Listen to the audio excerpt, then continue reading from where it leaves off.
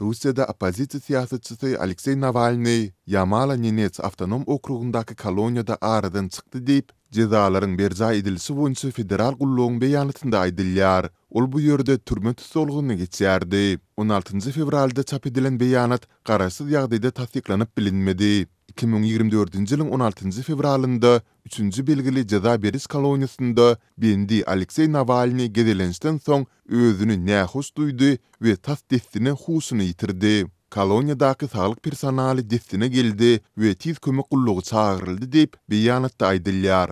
Ähli zerur reanimasiýa çäherleri görüldi. Olar oňaýly netije bermedi. Tiz kömek ulugynda gelen ulukmanlar bendiniň ölümini tasdikladylar. Ölümüň sebäpleri anyklanýar diýip beýanatda bellenilýär. Muny garaşsyz ýagdaýda tasdikladyp bolmaýar.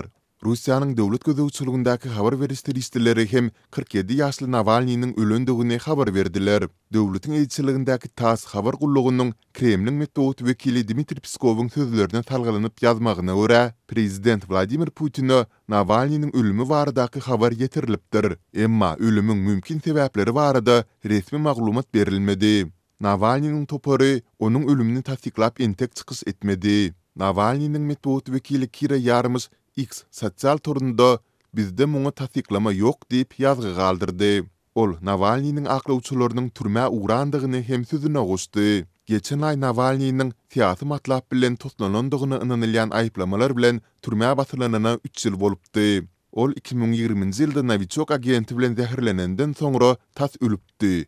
Navalny muny Putiniň bähwitleri üçin Russiýanyň howpsuzlyk agentleriniň amal edendigini aýdypdy. Navalny daşary ýurtda bezerge alan döwri sertli ýagdaýdaky tutuluk höküminiň şertlerini bozmakda aýplanyp 2,5 ýyl türme tutulugyna höküm edilipdi. 2020-nji ýylyň martynda ol kezaplykda aýplanyp ýene 9 ýyl türme tutulugyna höküm edildi. Navalny we onuň goldawyçylary bu aýplamalaryň siýasy matlapladygyny aýdyp, olary gaýta-gaýta reddetdiler.